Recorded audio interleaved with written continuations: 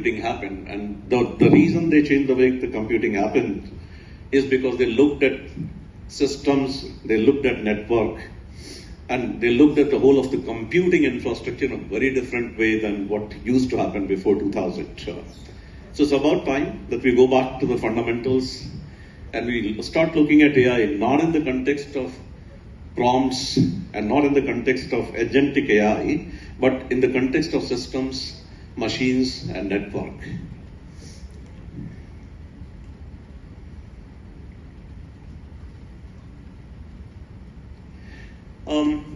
This is a common picture. I'm pretty sure a lot of people who would have attended the sessions or attended the speeches in the last year or so, you would have seen this picture many times.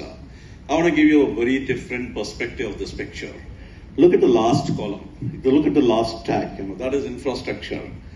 Very few people, they actually realize that even that particular part of digital is about to change. You're going to basically find nano computes, nano workloads getting dynamically generated by AI, which you are not aware of. Right? Now that is something nobody has been thinking. No organization has got to that level of strategizing, that level of visioning, when you're actually looking at nano computes and nano workloads getting generated by AI.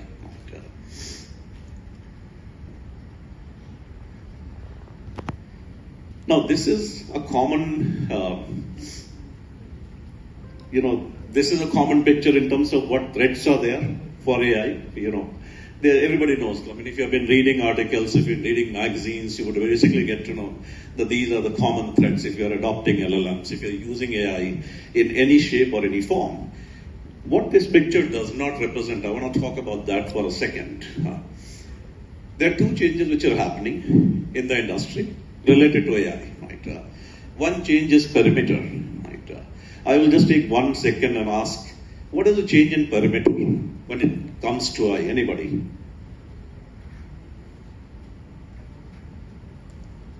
What is the change in perimeter? What kind of change is happening in the perimeter related to AI? When you start adopting AI, when you start using AI, when your systems are enabled with AI, what is the change in perimeter? So now the classical definition of old definition of perimeter changes, if you're using a SaaS platform, if you're using a third-party service, that actually is your extended perimeter. In case of AI, it's not happening that way. It's actually, perimeter itself is getting diffused. Perimeter itself is getting blurred. So from the whole concept of perimeter is diluting, the whole concept of perimeter is actually going away. Right? Another thing is identity. There's a very fundamental change which is happening in our identity. All of us, we are actually familiar with things called, people identity, employee identity, right? Now, one fundamental change is happening is there's going to be combination of human identity and machine identity in the systems all across your network. And it's going to be happening very, very soon. Right? You're going to also get to a point where machine identity to machine identity interactions, they're going to start becoming possible.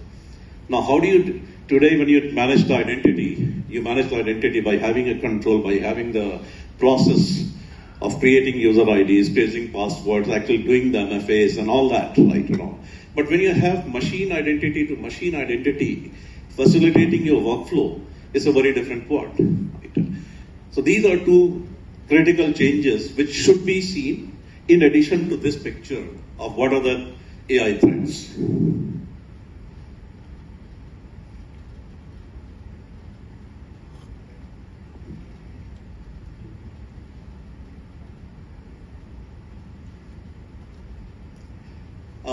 One thing which has been always true for the last 20-25 years, it doesn't matter which age we have lived in, which decade we have lived in. Any technology, and particularly when it is a paradigm shift, the dark part of the world, the underground part of the world is actually better at that technology than all of us. Right?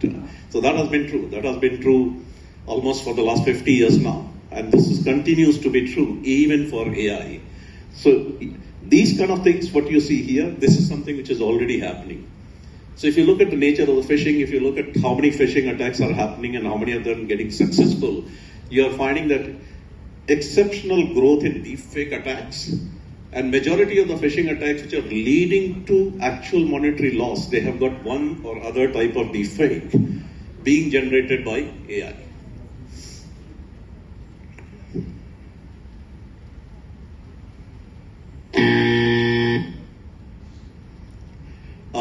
One thing, when your adversary is so smart that they can adapt and they can adapt the technology much faster than you, your timeline collapses in terms of how fast an exploitation can happen, how fast you got to close the window. Right?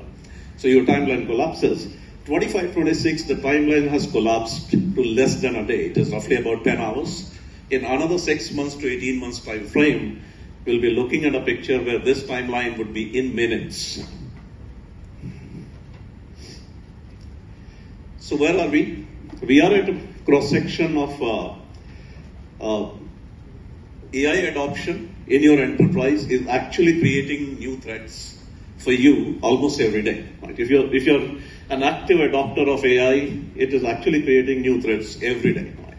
And on the other side, which is more concerning, AI is enabling the threat actors to do things, including things like your defense technique evasions at machine speed.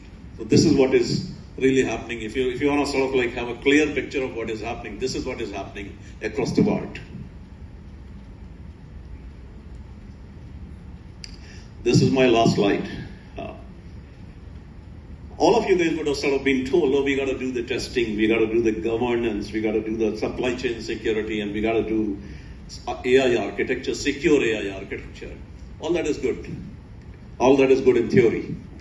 Unless these four things, they come together, unless they work in unison, unless they become part of one program, you're not going to actually see any organization, any infrastructure which can genuinely defend against the AI threats.